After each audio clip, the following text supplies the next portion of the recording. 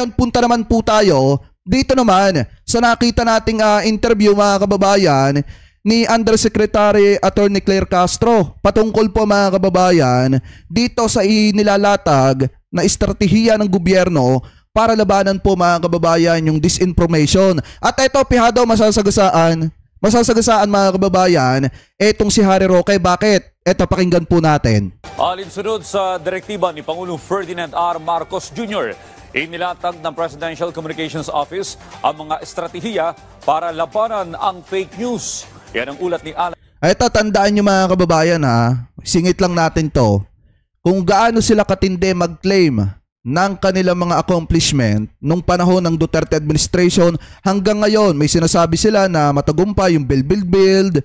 May sinasabi sila mga kababayan na na maraming naipatayong tulay etong si Duterte sa panahon po niya. Sana kuhanin naman nila, kung kinukuha nila yung credit, sana kuhanin din po nila yung pananagutan.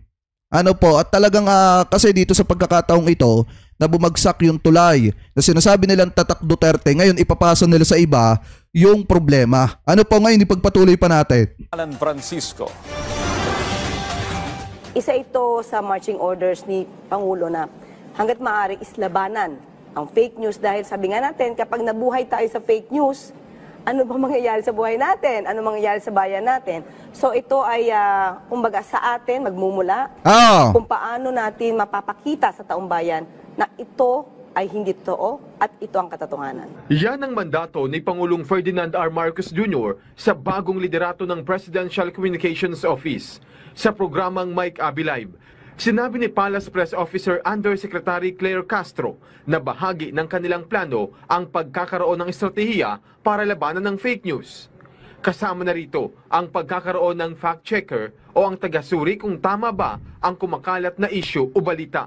Dahil sa bawat pagsasalita natin, dapat ay mayroong resibo. Tama! Dapat mayroong evidence para mapatunayan natin na ito sinasabi natin ay credible as compared sa mga pinagsasabi ng iba na walang ebidensya. Basta po tayo, Miss Aya, kung ano lang yung mga ginawang fake news, yun lamang ang ating sasagutin. Ang problema, di ba mga kababayan, minsan yung iba sa mga vlogger ni Digong, basta lang makapagsalita, wala namang pinagbabasihan, wala namang resibo, tapos sila pa yung may gana mag-demand na sinasabi po nila na sila yung nagsasabi ng totoo, at kami mga sumasalo sa fake news na ibinabato nila, kami daw yung nagsasabi ng kasinungalingan. Pero kung titingnan po natin mga kababayan, di ba paulit-ulit ko naman sinasabi, mas masarap yung mag-defend kaysa magbato ng accusation mga kababayan. Bakit? Kasi pag nagdi-defend tayo, nagpapakita lang tayo ng mga resibo and then binibigyan lang natin ng kaliwanagan yung isipan ng mga kababayan Pilipino po natin na minsan nabubulag nung fake news mga kababayan na ipinapakalat ng kampo nitong si Digong. So ngayon kung titingnan nyo pong mabuti mga kababayan, sa totoo lang, kaya nahihirapan yung mga vlogger ni Digong na bumato ng bumato kasi nga alam nila sa mga sarili po nila na pagka dumating yung time na sila ay sinisingil na doon sa kanilang mga fake news na ipinapakalat, hindi nila kayang harapin. Bakit? Kasi alam nila umpisa pa lang, nagsisinungaling na sila. Samantalang tayo na nagdi-defend lang, kahit saang destinasyon pa yan, mga kababayan, mapakorte man or basta kung ano yung binitawan nating salita, iyon na yun. Pinaninindigan natin hanggang sa huli. Kasi nga nagdi-defend lang tayo. Ngayon, ipagpatuloy pa natin. Itatama natin para na rin to sa taong bayan para malaman kung ano ba ang totoo at hindi totoo. Tama! Aminado si Yusek Castro na marami kasing kumikita sa paglalahad ng fake news para pabagsakin ang sinumang tao o organisasyon. At ang bagay na ito ay hindi aniya matatawag na freedom of information dahil bahagi ito ng troll army. Hindi na ito matatawag na freedom of expression kasi troll na sila. May troll army. So pag sinabi natin may troll army, hindi nila ipinaglalaban yung freedom of expression. Kasi yung may kita lang sila at dinidiktahan sila nung taong nagbabayad sa kanila. Tama! So ito ay nagiging sindikato ang dating para makapagpabagsak ng isang tao o ng isang Randy David, may galab shoutout organisasyon, babayaran para masira. Hindi ito freedom of expression. So yun ang pinakamatindi nating kalaban ngayon, dapat yaan ay mapuksa. Bagamat may batas ng cyber libel, pero wala pa aniyang batas na maaring magparusa sa mapatutunayang parte ng troll army. Alam niyo kung tutusin, meron naman dapat kung maiisa batas yung House Bill number 11178, mga kababayan. Ito yan. Wait lang. Ito yan. Yan.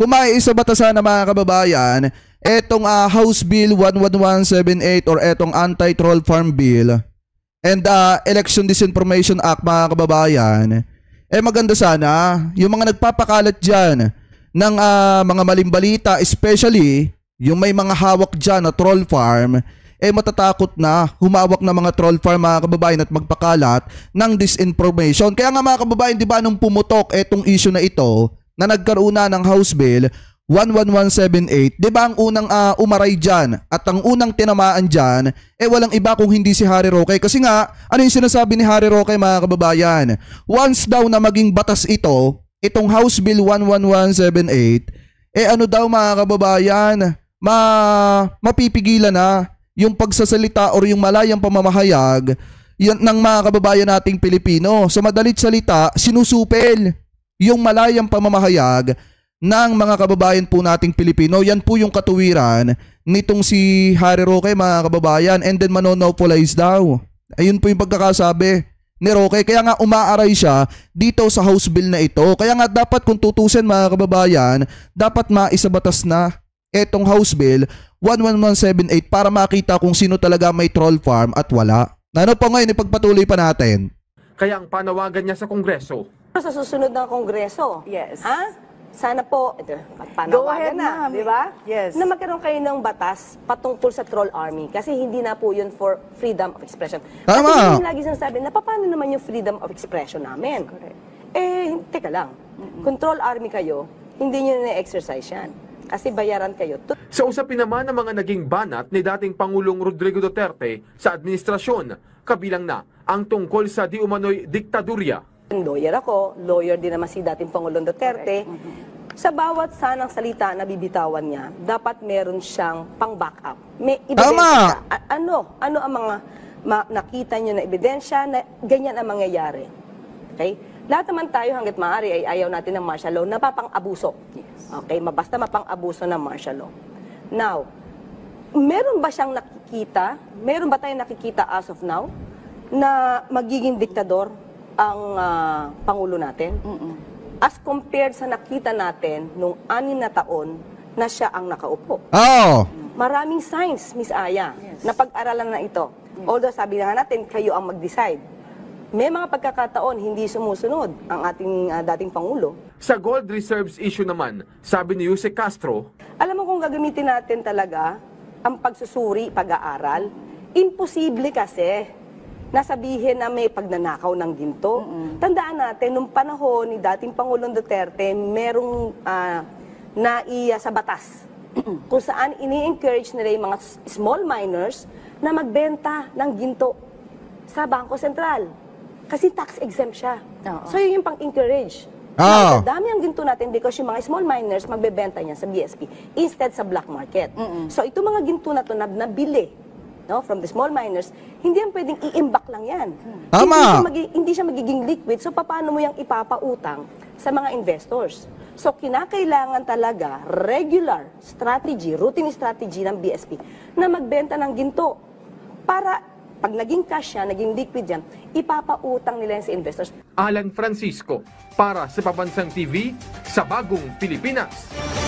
Ngayon, mga kababayan, kung titingnan nyo, di ba ang isa sa isinusulong dito ni Atty. Claire sana magkaroon sa next Congress, mga kababayan, mapagtuunan po ng pansin na maisabatas, mga kababayan, yung batas or yung House Bill, mga kababayan, or panukalang batas na makakasupil dito po sa mga troll. Ano po yung mga nag-aalaga ng troll farm, mga kababayan. And then alam naman natin, madali namang ma-identify yung mga yan. Bakit? Kasi aaray po yung mga yan, mga kababayan, dito po sa House Bill na ito kung sakali na maging batas ito. Dahil kung titingnan nyo House Bill pa lang, mga kababayan, etong 1178 or etong Anti-Troll Farm Bill, mga kababayan, House Bill pa lang yan. pero may nagre-react na, may umaaray na. Sino? Si Harry Roque. Doon pa lang pinapatunayan na nila na sila talaga mga kababayan ng isa sa may alaga or maraming inaalagaan na troll na ginagamit nila para batikusin at sirain ang gobyerno po natin. Kaya dapat lang talaga mga kababayan sa lalo't madaling panahon, maisabatas na po ito. Kasi unang-una, hindi naman masusupil yung malayang pamamahayag mo kung ikaw ay nagsasabi ng totoo at meron kang resibo sa bawat salitang binibitawan mo. Pero kung ang intensyon mo ay manira lamang, hindi na po masasabing malayang pamamahayag yan. Yan po ay paninira na sa ibang tao.